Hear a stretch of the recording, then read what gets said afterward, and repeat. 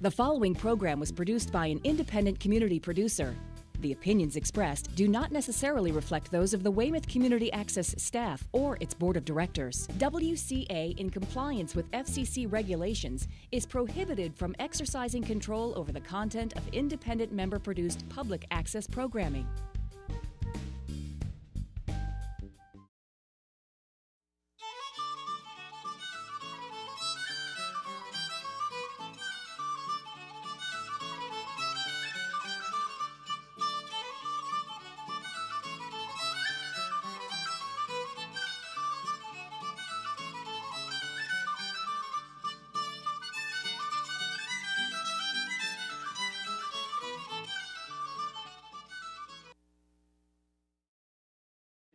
I met John McManus in 1988. I was a brand new member of the John Birch Society, and this was the old headquarters in Belmont. And in my hands was she's now 26 years old. At that time she was about two and a half.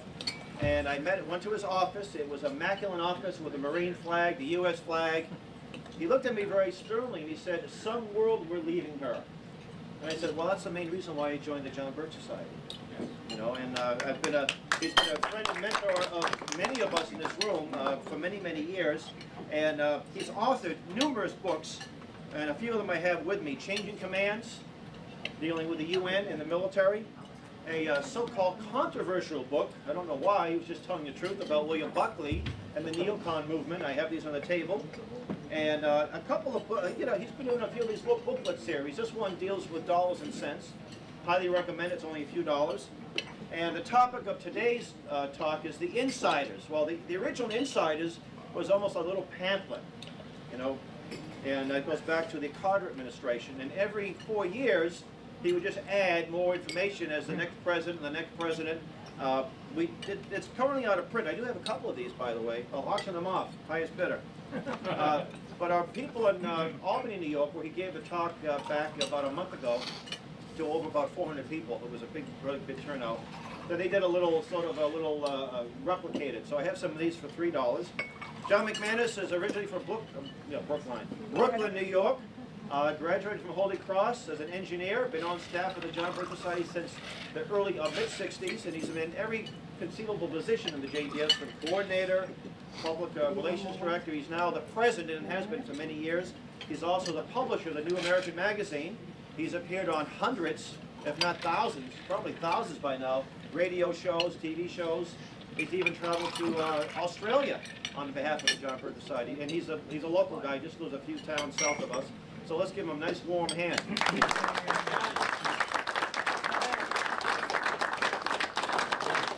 question I have before you start, is he a Red Sox fan? He is now. Before I sit here and listen to him, I need to know. Yeah, Brooklyn Dodgers. Yeah.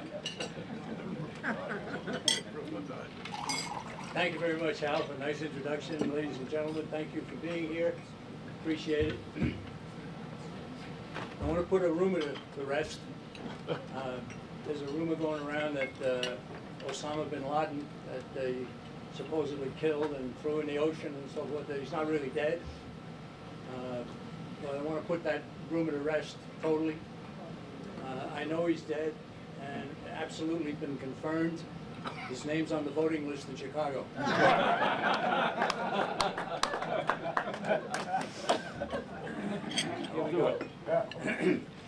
have an hour and a half speech and a half hour to deliver it.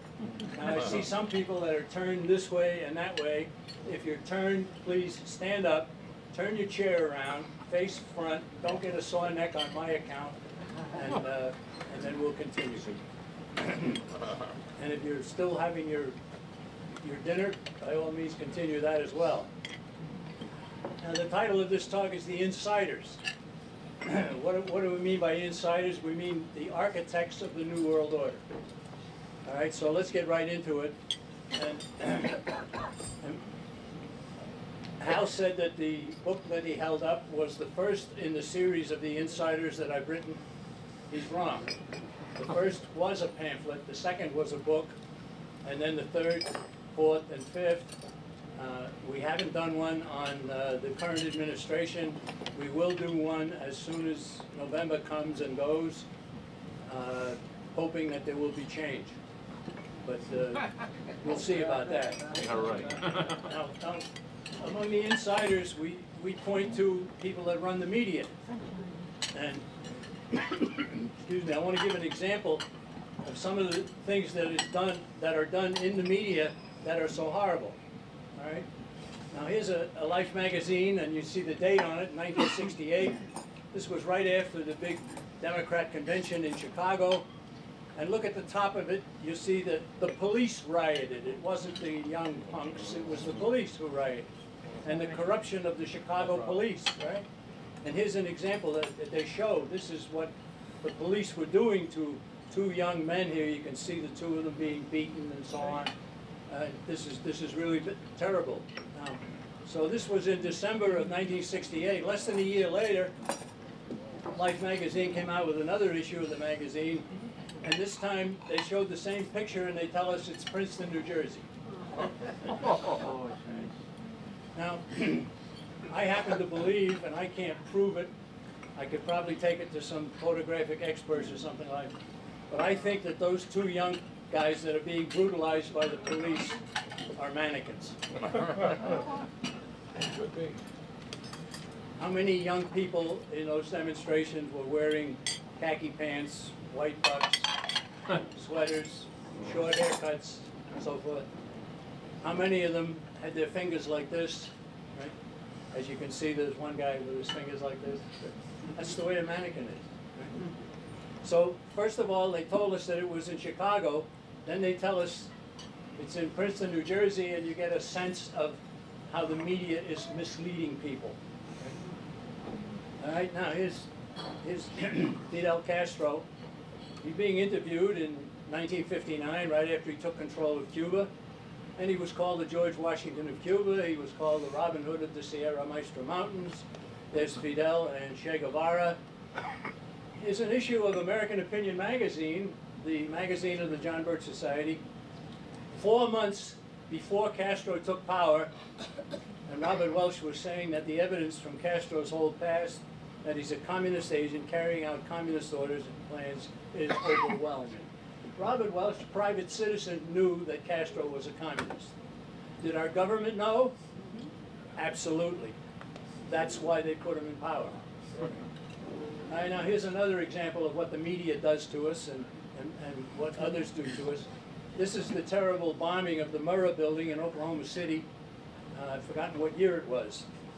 But anyhow, you can see that one portion of the building is far more damaged than the other portions.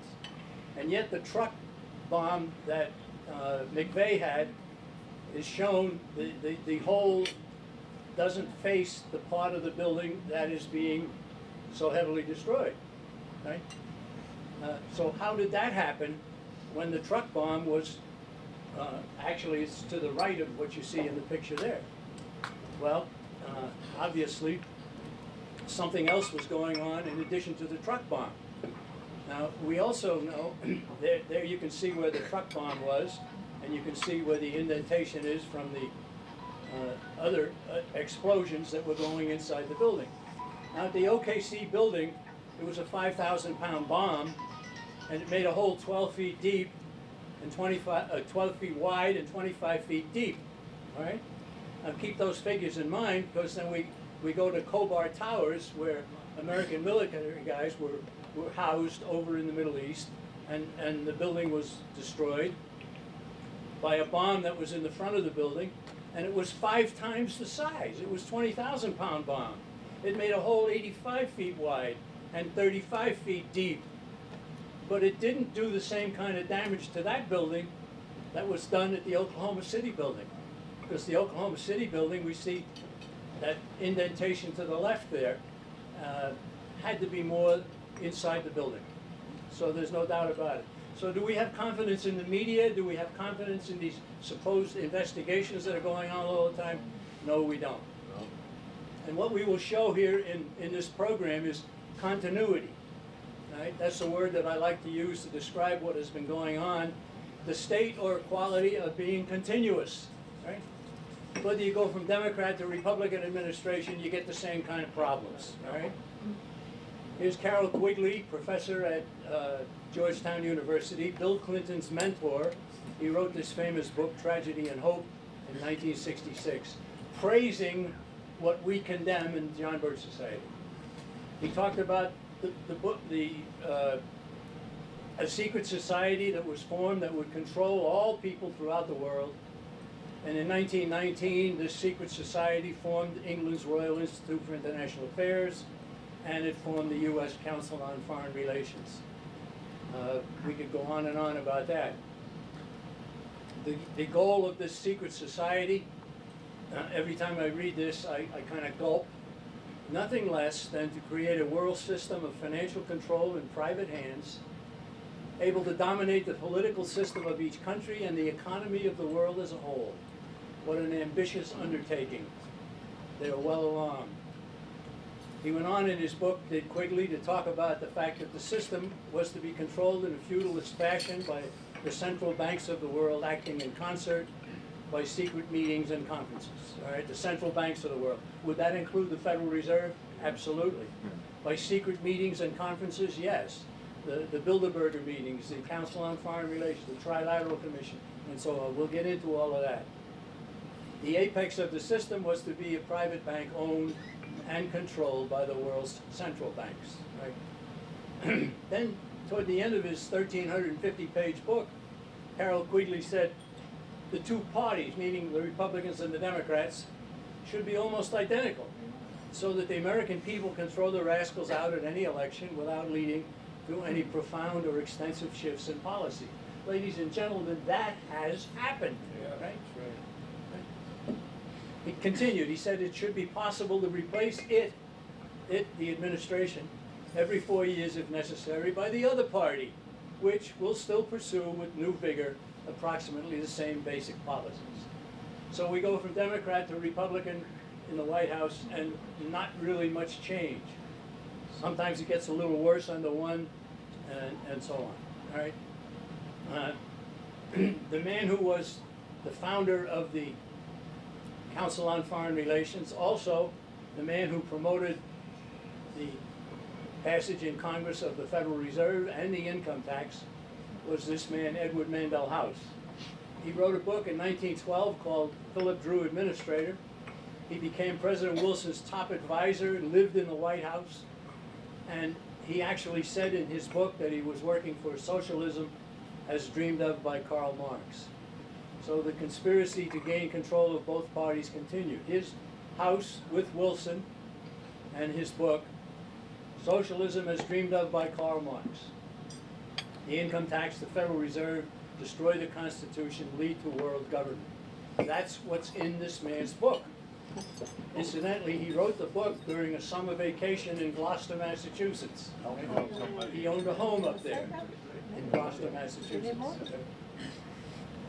If you go to the Communist Manifesto, you will find, there's Karl Marx and the Communist Manifesto, you will find that the Communist Manifesto calls for a Federal Reserve, and it calls for the income tax, it calls for government control of the school systems, and everything that was called for by Karl Marx in the Communist Manifesto is wholly or partially in part in our country, and it all happened in the 20th century. Are we being Marxized or communized? The answer is yes, right? You're not supposed to say those kinds of things. Well, why not? Go to the Communist Manifesto and there it is, right? Now, in May 30th of 1919 in Paris, House was there with his friends, English friends, and some of his disciples, and they got word that the United States Senate had turned thumbs down on the League of Nations. So they agreed at that meeting in Paris, May of 1919, to form organizations for their respective countries. They formed the Royal Institute for International Affairs in England. They formed the Council on Foreign Relations in the United States. Some of those who helped House in founding the Council on Foreign Relations included John Foster Dulles, who became Secretary of State in the Eisenhower administration, Allen Dulles was the head of the CIA in the Eisenhower administration. Sumner Welles was a writer, Walter Lippmann, a prominent journalist, and the list goes on. Some of those names are not known to a lot of young people today, but it's key to know that they were the people that started the Council on Foreign Relations. The Council on Foreign Relations started its own magazine, and in 1922, they had an explicit call for world government. So that organization has been wanting world government ever since it got started. Right now, it can claim membership of half a dozen or more U.S. senators, including John Kerry from this state of Massachusetts. There are some congressmen there are some military people, and so on. Now we see major party candidates over the years. The ones that are in red are all members of the Council on Foreign Relations. So we go back as far as 1940, and we see that Franklin Roosevelt is running against Wendell Willkie. And if Wendell Willkie had won, would there have been a change? No. There wouldn't have been any change at all. Then Roosevelt ran against Dewey. Again, no change. Truman ran against Dewey. There would have been no change. Stevenson ran against Eisenhower. Both members of the Council on Foreign Relations, there would have been no change. Kennedy versus Nixon. In 1964, the American people had a choice. They had Lyndon Johnson, who was loaded with people in his administration, but not himself a member of the Council on Foreign Relations, and then against Barry Goldwater. Goldwater was defeated not by Democrats, but by fellow Republicans. And we go back on, we go Humphrey to Nixon, and McGovern and Nixon, and Carter and Ford, and then we continue, Carter versus Reagan, Mondale versus Reagan, Dukakis versus Bush 1, Clinton, Bush 1, Clinton versus Dole. I remember Dole in 1996. I remember after that campaign was over, I said, Robert Dole ran such a poor campaign for president that if he'd run unopposed, he still would have lost. And you could almost say the same about John McCain a couple of years later. So what we see is major party candidates, almost all of them members of the Council on Foreign Relations. It didn't matter which party. Right? Yeah, right here. Now we go back to 1945 and we see the founding of the United Nations. Alger Hiss was the Secretary General of the founding conference, and he was a communist. It wasn't known at the time that he was. It was later shown beyond doubt that he was, and had been for quite a long time, a member of the Communist Party here in the United States of America. The delegation that we sent to the founding meeting that was held in San Francisco, there were 16 secret communists in the American delegation. There were 43 members of the Council on Foreign Relations. Was it a stacked deck? I guess you could say that. Now, you don't have to know much about the UN Charter except Article 25, and this would be very important to anybody. It should be. Article 25, the entire article in the Charter of the United Nations says this. It says the members of the United Nations agree to accept and carry out the decisions of the Security Council in accordance with the present Charter. Now, ladies and gentlemen, that trumps the Constitution. The members of the United Nations agree to accept and carry out the decisions of the Security Council. That any senator would put his name to that condemns it. There were some who did and later regretted it and come out and said so. But we got into the United Nations in 1945 because the United States Senate ratified the UN Charter. And the vote was 89-2. Only 2 senators said no. And of course, those 2 senators are well known to everybody. You've all heard of Henrik Shipstead of Minnesota and William Langer of North Dakota, haven't you? You've all heard of them. Even Robert Taft, who was a considerably good American, voted for the UN, later regretted it, came out and stated publicly the UN is a trap, let's go it alone, right? In 1961, the State Department came out with a document called 7277, Freedom from War, written by Dean Rusk, who was Secretary of State, along with a guy named Richard Gardner, and called for gradual turnover of the military to the United Nations. It called for disarming the people. It said the UN Peace Force would eventually be fully functioning, and the manufacture of armaments would be prohibited, except by the government itself. Right? Now that document was and remains the fixed policy of the government of the United States. 1962, A World Effectively Controlled by the United Nations document came out. Lincoln P. Bloomfield, member of the Council on Foreign Relations. And this goes through all of the different things that would have to happen in order for the United Nations to be totally effective. Including, it said, membership in the new regime, far from being a privilege, would be mandatory. Right? Then we come to NATO. NATO was formed in 1949. Secretary of State Dean Acheson is pictured there, and here's the NATO handbook.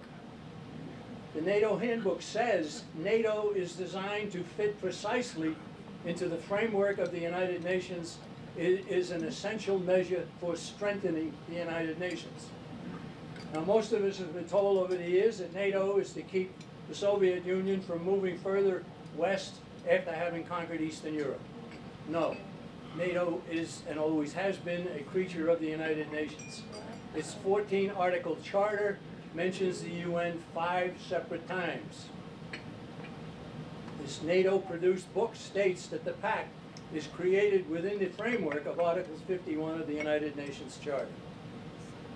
We have had UN wars. The Korean War was fought under the UN, and there were UN flags flying. In fact, General MacArthur, who I revere, I think is a wonderful example of what we should have in the military. He didn't know any better, and he asked for the UN flags to come, and they flew them over the troops, our troops, at the early. He very soon found out, and then they got rid of those flags, but they had them at the start. The Vietnam War was fought under SEATO, which is the same as NATO, that's the Southeast Asia Treaty Organization. Desert Storm was fought under United Nations authorization. The Afghanistan War is now under NATO, which is a UN subsidiary. And the second Iraq War, again, United Nations authorization. You begin to sense why the John Birch Society has been saying, get us out of the United Nations.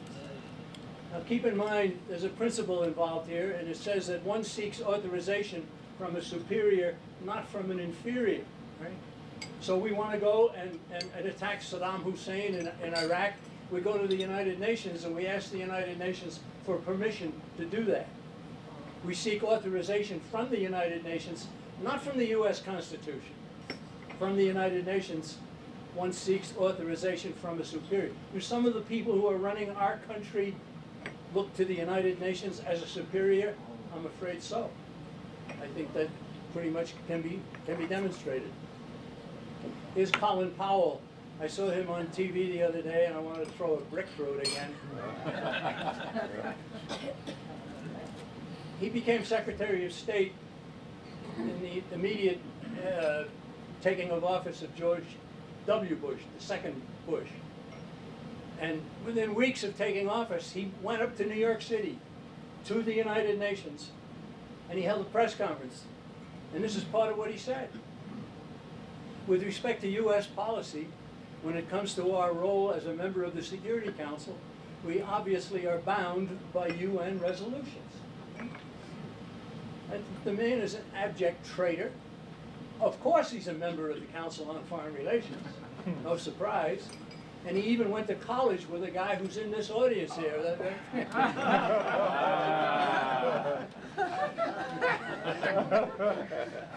Here's the UN resolution that got us into Iraq. It was a letter sent by U.S. Ambassador to the UN, John Negroponte, stating that the actions being undertaken are authorized by Security Council resolutions. Right? There's no doubt about it. The Afghan war is under NATO. Here we see General David Petraeus, a member of the Council on Foreign Relations. We see troops being brought home. We see them on station. Right? What I'm talking about here is continuity. If you go over the wars that we've been in ever since World War II, the last time Congress declared war was December 8, 1941, the day after Pearl Harbor. Right? And since that time, we've been going to war after war, big ones, little ones, incursions here, incursions there, no declarations of war. Right? I know Ron Paul at one point went to the he was a member of the International Relations Committee in the House, and he stood up at one of the meetings and he said, Mr. Chairman, I have a motion. He said, I move that we declare war on Iraq, and I intend to vote against my measure because I don't think we should go to war against Iraq, but we should not overlook the constitutional requirement for a declaration of war. The chairman of the committee was Congressman Henry Hyde of Chicago, now deceased. Henry Hyde of Chicago said, oh, Ron, we don't bother with that anymore. That's an anachronism. Wow. Right? He actually said that. And he was supposedly a conservative. And so I had some friends in Chicago where he's from, and I said, write him a letter and ask him if he thinks the part of the Constitution that says he shall be paid a salary, is that an anachronism? He didn't answer. So who are they? All right, they, CFR, Council on Foreign Relations members, everybody on this list. And of course we could go on. There are 4,300 of them. But we go back over Richard Nixon, Henry Kissinger, Alan Greenspan, George H.W. Bush, Bill Clinton, Tim Geithner, Paul Volcker, Paul Wolfowitz, John McCain, Condoleezza Rice, Dick Cheney, Newt Gingrich, Robert Gates, Katie Couric, Diane Sawyer, Brian Williams, Stanley McChrystal, David Petraeus, Ruth Ginsburg, Stephen Breyer, George Soros, Rupert Murdoch, Rick Warren, Theodore Hesburgh.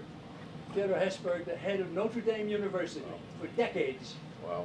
A member of the Council on Foreign Relations, and the head of the Rockefeller Foundation promoting abortion, and he's the head of Notre Dame University, and people wonder what happened to Notre Dame. Yeah. Well, there you have it. The CFR today, 529 government officials, 1,198 business leaders, 362 journalists and media executives, and these are the top people in the journal and media business. 256 university college administrators, 793 professors. Right? Send your young person off to college, get him back in 4 years, and you don't know who he is. All right, now, just show continuity here. Some of you may remember that Richard Nixon ran for governor of California in 1962 and was defeated. And he said, you're not going to have Nixon to kick around anymore. I'm out of here. Goodbye. So long. 1962. 1967, he writes an article for the Foreign Affairs magazine of the Council on Foreign Relations. And it was called Asia After Vietnam. And he talked about the need for a new policy opening towards China. Now, what he did with that article was to simply tell the Council on Foreign Relations, I'm available. Yeah. Right? Yeah. I will be one of your people. All right? So in 1968, he ran for the presidency and he won, even though there are some people say it was stolen. Well, whatever. 1974, we had this amazing article written by a man named Richard Gardner, former State Department official, former professor at Columbia University, The Hard Road to World Order, where he called for an end run around national sovereignty, eroding it piece by piece. Ladies and gentlemen, that's what's going on. Now, that article appeared in their magazine, and it was a very explicit, treasonous statement. Right? How many people in the Council on Foreign Relations do you suppose resigned because of that article appearing in the magazine? Zero. Right. Whoever said zero, give him a cigar or something. Zbigniew Brzezinski writes a book in 1970. Member of the Council on Foreign Relations, you bet, right? His book is called Between Two Ages. He praises Marxism for 60-odd pages, says the United States is becoming obsolete, and he calls for a piecemeal linking of Western Europe, US, and Japan. That's the tri part of the Trilateral Commission. Right? And he ends up the book by saying the goal is world government. Right? So the Trilateral Commission was formed 3 years after the book was published. It was formed by Brzezinski and David Rockefeller, who happened to be the chairman of the board of the Council on Foreign Relations. Right? So the Trilateral Commission has now spread out to other more advanced countries, as Brzezinski called for. You'll see membership there now from Australia and from Israel and from China, South American nations and so forth. Turkey, Chile, Morocco, Israel, Jordan, Russia, Argentina, China, Brazil. The Trilateral Commission moved its headquarters from New York City down to Washington. where they are very well happily extant. So it was in 1973 that David Rockefeller and Brzezinski formed the Trilateral Commission, exactly as Zbigniew Brzezinski had recommended in his book 3 years earlier. One of the very first members of the Trilateral Commission was a formerly obscure governor of a southern state named Jimmy Carter. Are we seeing continuity here? All right, let's go back over every administration for a while here. We'll go back over the Carter administration. We see 284 CFR and trilateral members. The Reagan administration, 313 CFR and trilateral members. Bush 1, 382 CFR and trilateral members. Clinton, 548. Well, we're really pulling them in now, aren't we? Bush 2, George W. Bush, 516. Now we have Obama, 500. Is there any difference? No, there's no difference. It might be a little more intense under one versus the other, but there's really no difference. We see continuity, the state or quality of being continuous. Now, the John Birch Society has been fighting against this all of its years. We started in 1958, and we've been fighting against all of this stuff going on.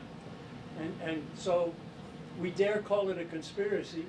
And so there has arisen an attitude, all you have to do is say something that makes real sense, and somebody will say, oh, you sound like a conspiracy theorist. Well, your answer to that is, no, I'm not a conspiracy theorist. I'm a conspiracy factist. Try to remember that. Yeah.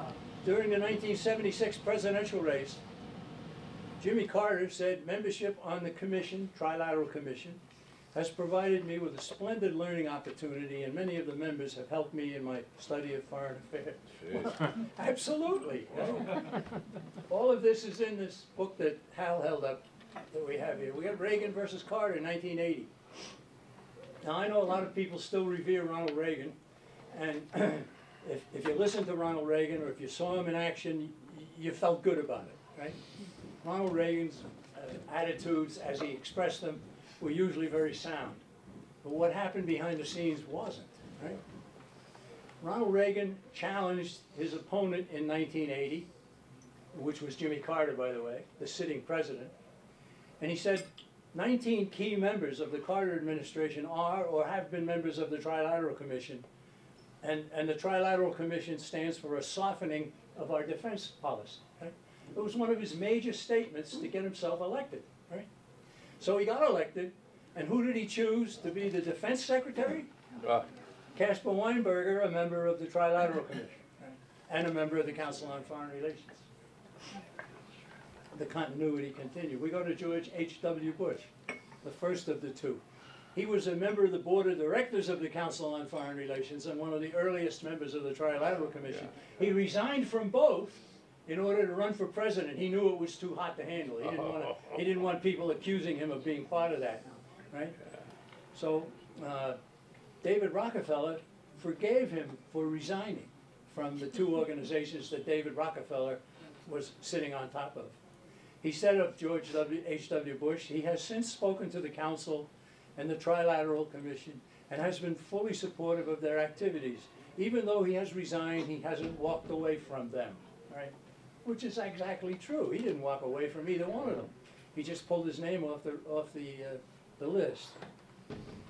In 1991, the first invasion of Iraq, he said, when we are successful, and we will be, we have a real chance at this new world order.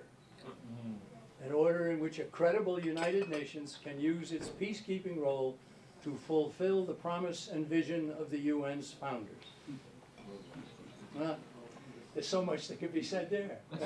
The UN's founders were all CFR members, and a bunch of them were out-and-out communists, right? Peacekeeping role. Bill Clinton. Bill Clinton attended the Bilderberger meeting in Baden-Baden, Germany in 1991. What's the Bilderberger meeting? What's that all about? Well, again, David Rockefeller in 1956 formed a group with Prince Bernhard of the Netherlands, and the first meeting they held was at the Bilderberg Hotel in Oostbeek in Holland, and that's why it became known as the Bilderberg meetings. They move them around all around the world, right? They've even had them here in the United States. The Bilderberg meeting is another one of these secret conferences that goes on all the time. And Bill Clinton went to the Bilderberg meeting in 1991, was paraded before the intelligentsia of Europe and North America, and was approved to become the President of the United States. Now that's quite a big chunk to bite right there, isn't it? Right? You mean he went to that meeting and they gave the thumbs up on this man? He could now be President of the United States? Ladies and gentlemen, that's the way it works. That's the way it has always worked in my lifetime. Clinton's background includes Georgetown University and Rhodes Scholar, right? Carol Quigley, that we mentioned earlier, was his mentor at Georgetown University. He wrote that book that I mentioned, Tragedy and Hope. He also wrote a book called The Anglo-American Establishment, right? And in that book, he talks at length about the Rhodes Scholar Program. And he says that the Rhodes Scholar Program was only a recruiting ground for the rest of the program that they had going, right? In 1992, he accepted the Democrat nomination, and he threw a bouquet publicly to a professor I had named Carol Quigley. He said that in his acceptance speech. Right? Now, when he said that, any member of the Birch Society that was watching that speech that he gave, accepting the nomination in 1992, went, wow, right? And every other American who saw it said, isn't that nice? He's thanking a professor. Right? It was so significant, right? Carol Quigley's book, 1,350 pages of it, is certainly an interesting read. And what it does, it talks about a secret society to run the world. And the branch in the United States of that secret society is the Council on Foreign Relations. Here's the other book that Carol Quigley wrote. He said the Rhodes Scholar Program was merely a facade to conceal the secret society. Right? I'm not making this up. George W. Bush, right? Now he became president after winning the election when they finally decided that Florida was his, remember? Right? He won the election in 2000, became president in 2001. Fully 2 years before that election,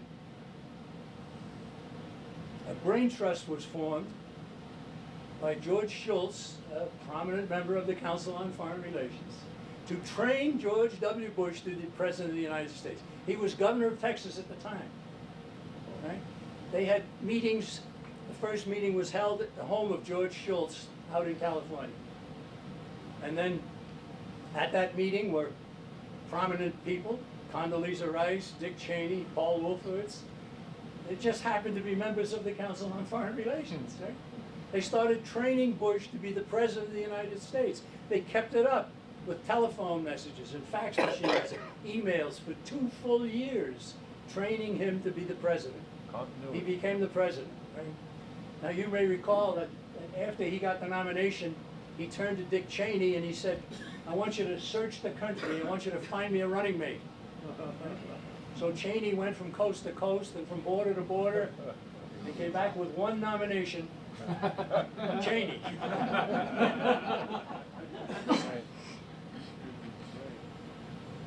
In January of 2006, President George W. Bush gathered all of these people, all of them former secretaries of state or defense, and he gathered them in the White House. What are we going to do about the war in Iraq? This was 2006. Okay? Ladies and gentlemen, everybody in that photo is a member of the Council on Foreign Relations. All former secretaries of state and defense. The only person in the photo who is not a member of the Council on Foreign Relations is George W. Bush. There's a fellow over there, the man on the extreme right is somebody from Maine, right? A fellow named Cohen. Right? And I think some of my friends in Maine used to refer to his followers as the Cohenistas. Right? Now here's an interesting thing that happened. The Council on Foreign Relations opened up a branch office in Washington, D.C., and one of the first speakers happened to be Hillary Clinton. She's the Secretary of State of the United States. So she goes to the Council on Foreign Relations building in Washington, D.C., and she starts off her speech by saying, we get a lot of advice from the Council, so this will mean I won't have as far to go to be told what we should be doing and how we should think about the future. Imagine that. I didn't make it up. We even have that, a video of that, okay?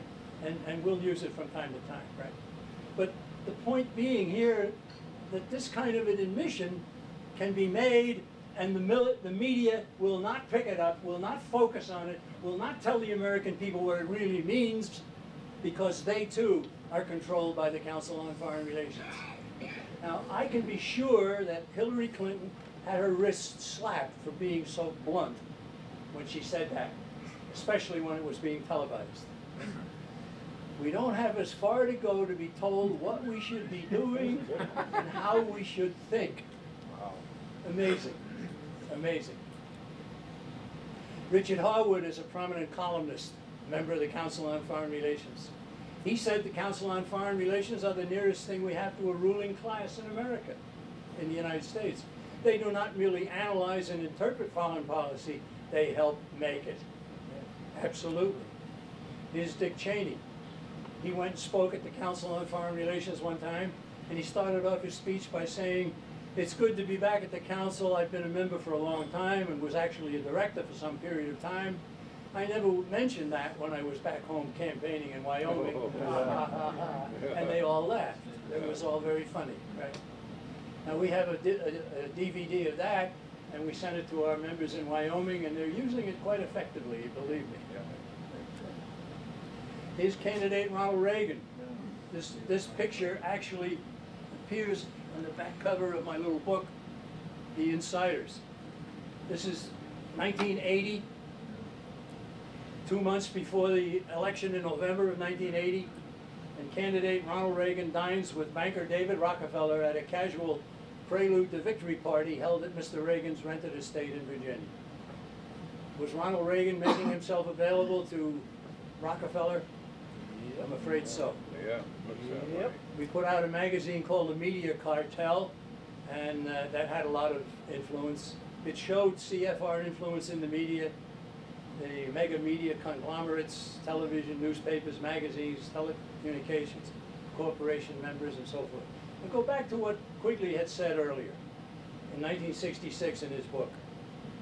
So the two parties should be almost identical so that the American people can throw the rascals out at any election without leading to any profound or extensive shifts in policy. It should be possible to replace it every 4 years if necessary by the other party, which will still pursue with new vigor approximately the same basic policy. Right? So then we get to Obama. The absolute unbelievable praise for Obama that went on and on and on and on. You remember about 2 weeks after he was in president, they gave him the Nobel Peace Prize? I do. Yeah, that's terrible.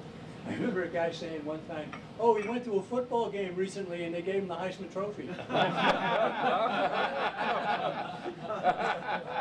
It's incredible, right? CFR members join with Saul Alinsky-style leftists, right? Right? Rahm Emanuel and some of the other Chicago guys, right? Now we see these Occupy going on, Occupy DC, Occupy Boston, Occupy wherever going on. Who's financing these things, right? Somebody is. Now we go back as far as 1968 and we find a revolutionary leftist named James Coonan wrote a book called The Strawberry Statement. And he had discovered, after being involved in all kinds of upsets and all kinds of rioting and all kinds of demonstrations, he discovered who was financing him. He said, Business Roundtable offered to finance our demonstrations in Chicago. We were offered Esso, Rockefeller money, that's now Exxon. They want us to make a lot of radical commotion so that they can look more in the center as they move to the left. So these things aren't happening spontaneously, they're being financed. Who's financing them? Well, we see. Okay, now let's go back, we'll get current again here. We go back to the beginning of the Obama administration. the country has already plunged into a deep recession. And so he names his economic team, does Obama. He names Timothy Geithner as Treasury Secretary, and Lawrence Summers as Director of National Economic Council, and Paul Volcker, former head of the Fed, as the chairman of the Economic Recovery Advisory Board. Right? These are the top 3 guys to get us out of the recession. They're all members of the Council on Foreign Relations. Well, what happened? Well, before we get to what happened to us, and we all know what happened to us, let's go to Japan. We go back to 1992. Now, just prior to 1992, Japan was cleaning up. Right? Some of you will remember that they actually bought Rockefeller Center. They bought expensive golf courses on the West Coast. They bought some corporations.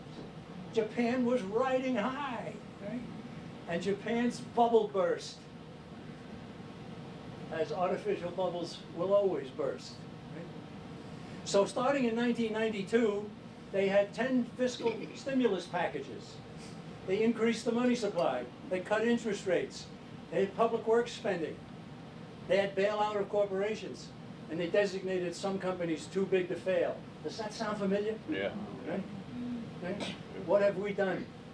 Japan is still in the recession 20 years later. Right? In other words, all of what they did didn't work. We had a recession in our country after World War I. It started in late 1920, and it lasted about 1.5 years into the Harding administration. Right? Now, how come a recession then only lasted 1.5 years and we got out of it, we got into the roaring 20s? How come? Because the government did nothing. Yes. That's what was needed. The government doing nothing. Right? Just the opposite happened here. We did exactly what Japan has done. Geithner, Summers, and Volcker did exactly what Japan did. The results in America are no better. I had a guy call me up the other day. He's running for Congress, right? And he wanted to ask me how to answer a question he had just been asked. I said, okay, what was the question they asked you? He said, well, it was a big media gathering, and somebody said, you want to go to Washington, what do you want to do when you get there? Right? He said, I think I answered the question pretty well, but how would you have answered it? I said, I would have said, I'm not going to Washington to do anything. I'm going to Washington to undo a lot of things. Right? He said, that's my answer from now on. Right, here's the national debt. This is in April of this year. $15 trillion. Right? The debt per citizen, almost $50,000. You all owe $50,000. Even if you're this big, you owe $50,000. Right? So get it up before you leave the room. The national debt after the presidency. After Carter's administration, it was $0.9 trillion. It wasn't even $1 trillion. We started, right when the Reagan administration took office, we started a program called No Trillion Dollar Debt. We were wasting our breath. Right? The Reagan administration, when he left after 8 years, it was $2.6 trillion. Bush 1, it went up to 4.1. Clinton up to 5.6. Bush 2 up to 10.6. Obama 15.1 after only 3 years, right? And climbing. Right? The debt relative to the gross domestic product. Right? The gross domestic product is all the goods that are produced in the United States. What are they worth? Right? And we now see that it has risen steadily up to the point where Obama, after 3 years, it is now 100%. We owe as much money as we produce in goods. Right? Incredible. So who is Barack Obama? Right? His birth certificate, the wrong name is given for the hospital. The term African American is used when it wasn't used when he was born. Experts say it's computer generated, right? So is this man a legitimate president? No. Well, if I had to stake my life on it, I would, that he's not a legitimate president. So why isn't the media telling us this? Because they're all part of the game. That's right. Why aren't leaders in government? They're all part of the game. Why don't you hear it on the television? Why don't you see it in your newspapers? Why don't, you know, thank goodness for Sheriff Joe Arpaio out in Arizona. He's Good old trying. Joe, yeah, Right? he's trying. So who is Barack Obama? Well, the Social Security number that he uses is from Connecticut, and he never lived in Connecticut. No one remembers him at Columbia University. Financial aid is a foreign student at Occidental College. He actually wrote down he's a foreign student at Occidental College. He traveled to Pakistan in 1981 when Pakistan was on the no travel list. No American citizen could go there. But he did. There are no term papers that he wrote, no theses, no written documents. Right? This is a mystery man. Reverend Jeremiah Wright. He's 20 years a member of this man's church. This is the man who gave that famous speech, God damn America, not God bless America. Yeah. Imagine if somebody in the Birch Society had done that. Oh, boy. yeah. Barack Obama and Saul Alinsky, two peas out of the same pod, trained by Alinsky. Alinsky wrote a book, Rules for Revolution, and he dedicated the book to Lucifer. He dedicated the book to Lucifer.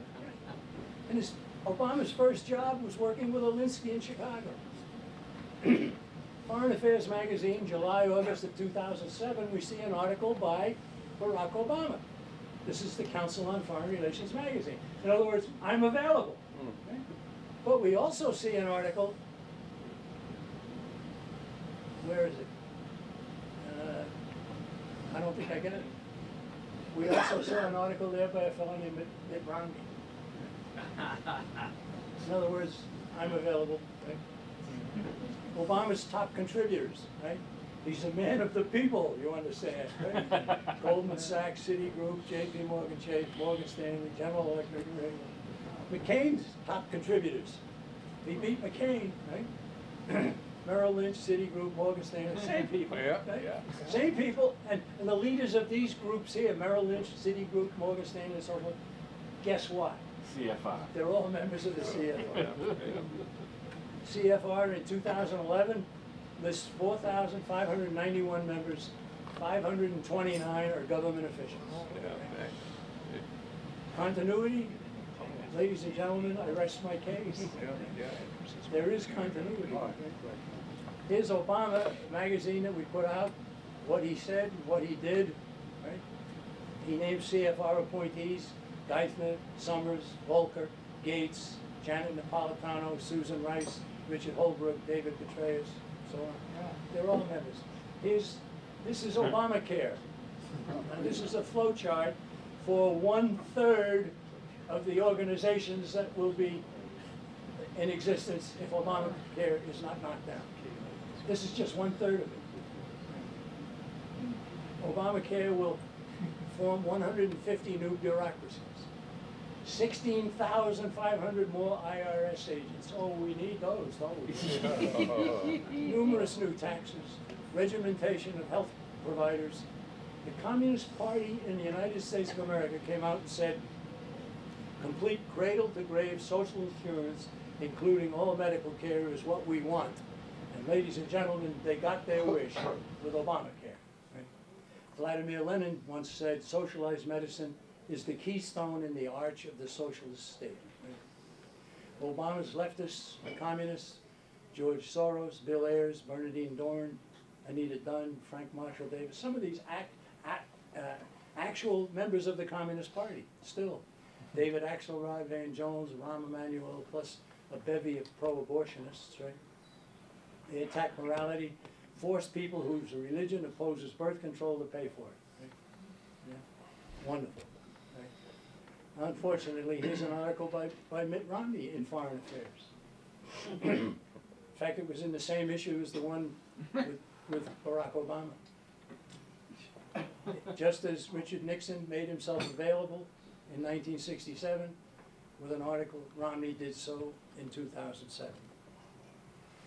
Romney advisors, Michael Hayden, Robert Kagan, Paula Dobriansky, Christopher Burnham, Elliot Cohen, Mitchell Reese, Dov Zakheim, John Lehman, all members of the Council on Foreign Relations. Right? So, what kind of a choice do you have here? And not a heck of a lot. Right? 11 of his 20 key members of his advisors are CFR members. Bilderberger meetings. Bush won, frequent attendee. Clinton went in 1991. Obama went with Hillary Clinton in 2008. They had a meeting in Chantilly, Virginia, right outside Dulles Air Force Base.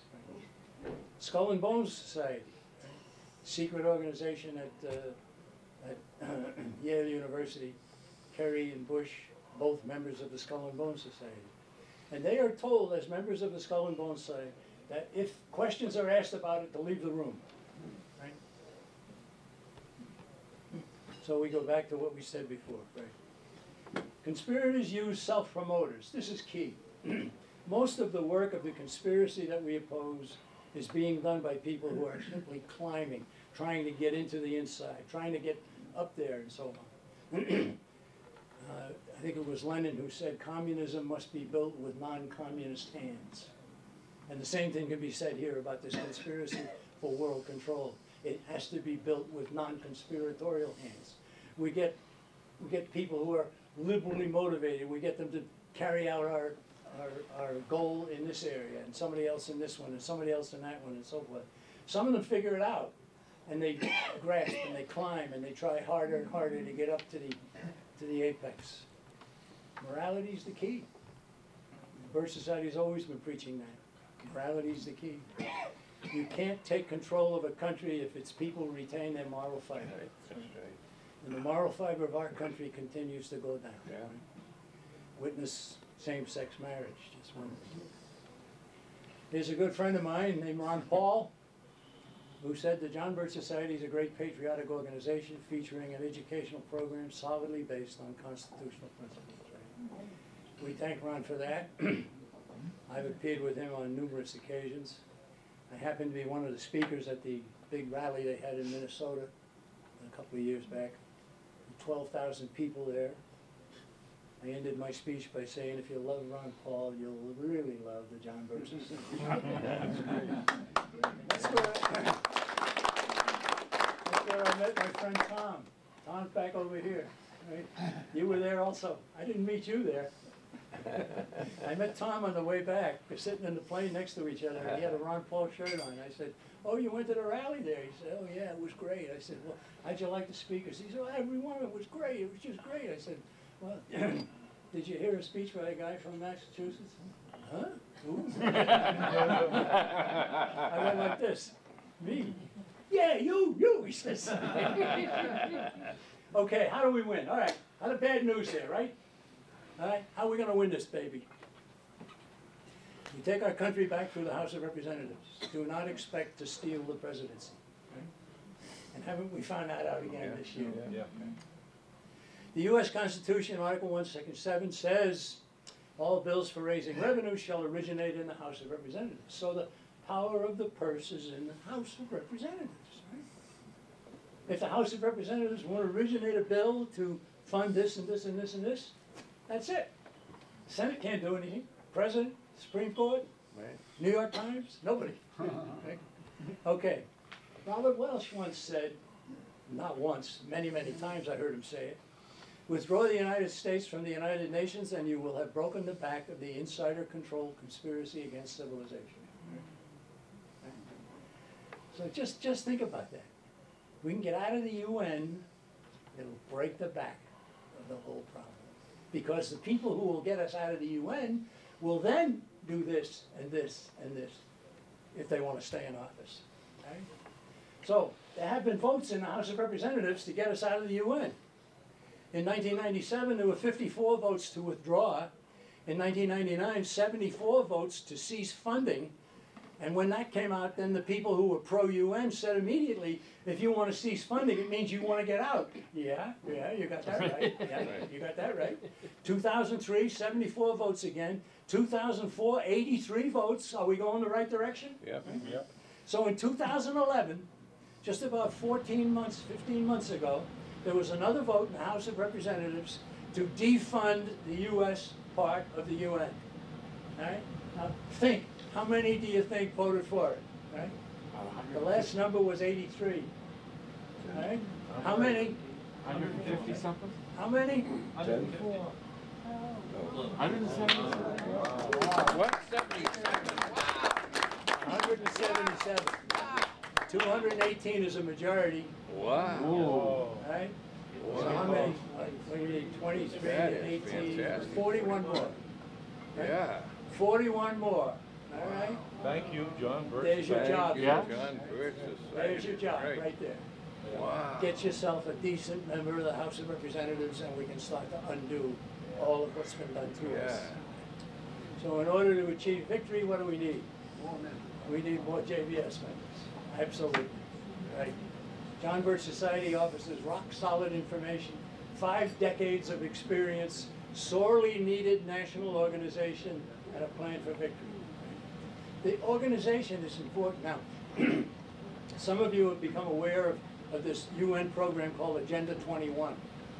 Agenda 21 means to take control of all private property and all basic freedoms. I mean, it's that bad. Right? The John Birch Society decided to throw our weight into this thing about a year ago. And all of a sudden, things are happening.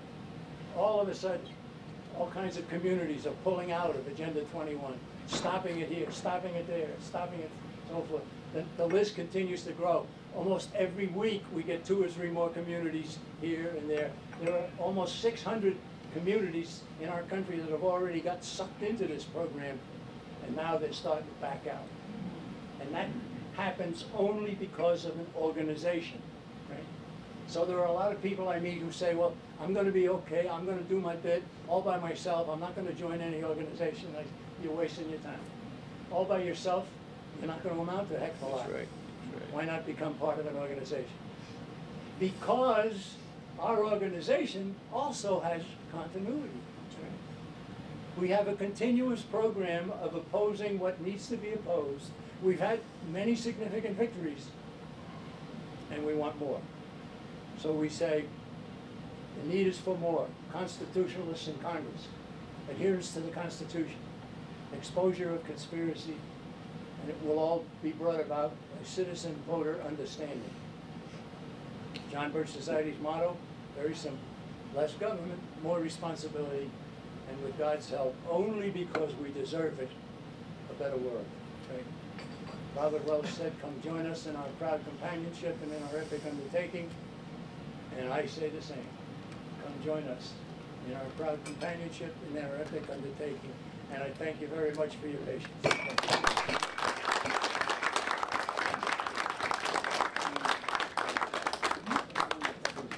All right, before we wrap up, we're taping this, and it's going to be on Weymouth Public Access and eventually probably up on some YouTube and Vimeo channels. But if you want to get a copy of this particular presentation, you can see the distinguished gentleman with the earphones, and give him a $5 bill and an address, and he'll be able to get it off to you in a prompt manner. John McManus kept on talking about this thing called Council on Foreign Relations. I just happen to have a book about it called Shadows of Power, and I had a whole lot of copies. And the speaker next month is the author of this book too, by the way. So please, a lot of people, when they see me lugging out these book boxes and things, oh, can I help you? Can I help you? The best way to help me is to buy stuff off the table so we don't have as much to put away. We talked about Agenda 21 a few minutes ago. The New Hampshire House, thanks to some gentlemen in this room, passed a resolution against Agenda 21. So I'm very glad to have that happen. And you have an update on that? I would like to point out, not only did we pass an update, pass a resolution against it, but coming out of Representative Baldessaro's committee was a bill to which I spoke on the floor, which, Al, do you want to take the floor? Well, it was basically to put a law in New Hampshire to make Agenda 21 illegal. It passed my committee, we fought, Dan and I and many others fought it on the floor. It passed the House, went over to the Senate, and because of the way we did it, which I held a special non-germane hearing on this here to attach it to a bill that the Senate wanted to put trails in the mountains. So they killed it in the Senate. So we're gonna have to come back with a separate bill since people are more educated on this. But you see, it's a process. Right. See, so I mean, a year ago that wasn't happening. Now it's happening. So, so I want to thank you It guys. passed the House on a vote of probably 200 It was a large vote. 235 to 90 Right. something. That's amazing. And I'm sure it was veto-proof too, Oh, yeah. that Oh, yeah. if it went to the governor. And I just want to review the material again, the things that John McManus has written, we have plenty of those, the insiders, I even have a couple of the earlier, well, the second version, right, that are available. You can, the bidding starts in about 5 minutes. Any offer I'll accept, and of course, his Dollars and Cents, his William Buckley book, and Changing Commands.